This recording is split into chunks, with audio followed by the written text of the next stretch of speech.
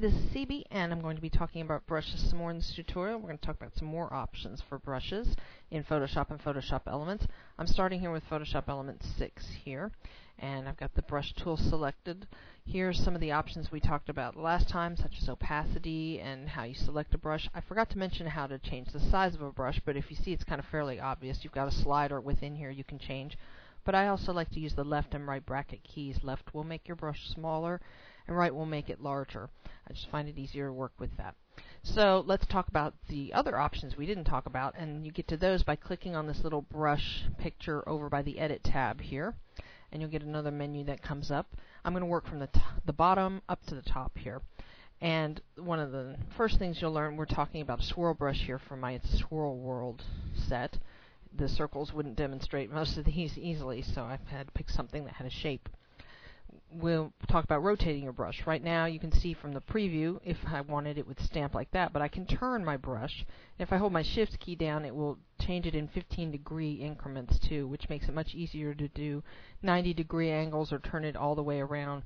If you see, the preview is hopefully showing up on the screen. If I stamp on that way, or hold it down again and I can stamp it, such as that. So it makes it a lot easier to rotate your brush that way.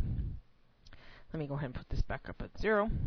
Spacing, we talked about spacing a little bit but didn't show you how to do it last time. In terms of the dots, the circles and the dots, right now you see it's painting a whole bunch of swirls sort of crammed together. But if I wanted to, I can pull the spacing up, the percentage up, and look at your preview up here, and you'll see that those swirls are now further apart. If I hold my shift key and draw out, I've got a line of swirls that I can draw out. That now you can definitely see each swirl in there. So let me pull that back down. We'll talk about scatter. Scatter is, instead of just painting on a straight line with your shift key, it's going to start, especially if you watch the preview here, it's going to start throwing swirls, in this case, off that axis, that line. See, if I start pulling it out, you see it's putting more and more of them out. This is nice for if you have like a snowflake brush or fairy dust or something, you want to throw some in sort of random patterns out. And of course, the further this is up, the more it will throw them off farther away from the horizontal line or vertical, depending on how you're drawing.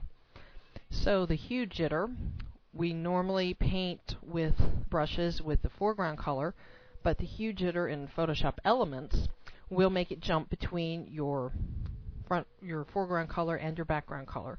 So if you turn it all the way up to 100, for instance, and start drawing, you'll see now I'm painting in those two different colors. It's jumping between those two. And let me put that back down. And the last one in Elements we'll talk about is the fade. And you saw as I was drawing along a straight line, it was painting a completely solid amount of paint, if you want to say paint. If I start edging this up a little bit and you look at the preview, you really don't have to go very far with this.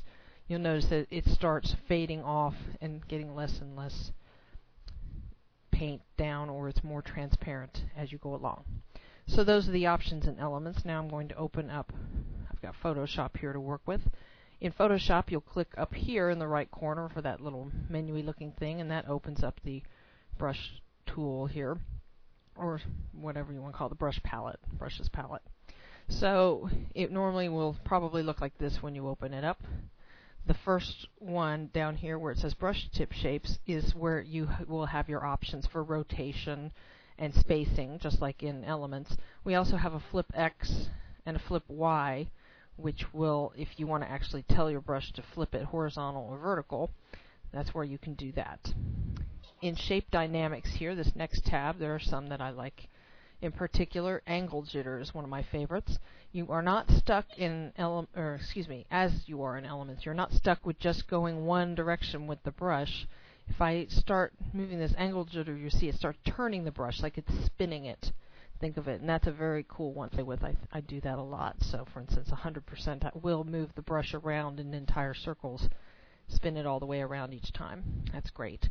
And Flip X and Flip Y Jitter will also sometimes flip your brush upside down and sometimes flip it left and right, depending on its mood, I suppose.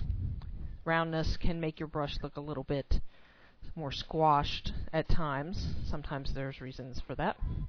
Scattering works similarly as in Elements, but you have more control in it. For instance, you can tell it, hey, I want more brushes or more of these to be stamped each time, or perhaps less. The scatter, you can really spread it out really far in both axes even. It will really just start spreading it out. Again, really good for a random brush such as a pixie dust or something to that effect.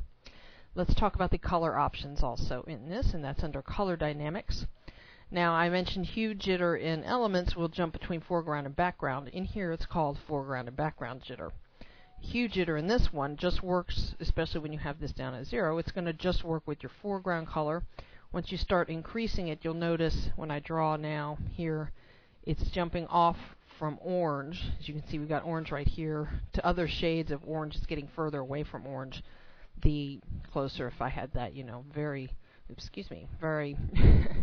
accidentally clicked on the screen. It's just barely going from those shades of orange. It's even hard to tell right at that point. If you had it increased a little bit more there, you can see it's starting to go off there. And if you go all the way up in terms of your percentage to a very high percentage, you're really far away from orange in terms of what you're drawing with. So you can get some very colorful results there. Saturation is kind of the same situation where once I'm drawing now, you'll see I don't even have that one turned up very high. Let me turn it up higher to show better. It's a little bit darker here and a little bit lighter there. Maybe hard to tell depending on your color and how much of that you do. Brightness is kind of the same situation where we're going a little bit darker and a little bit lighter, and again, it's somewhat hard to tell if you don't have it up really, really high. There you can see that it's really a dark color as opposed to a brown. It's almost dark as brown. Anyway, so that's how the color options that you have here in Photoshop, and those are just some more fun options to play with your brushes there. So I'm CB. Hope you found this helpful. Thanks for watching.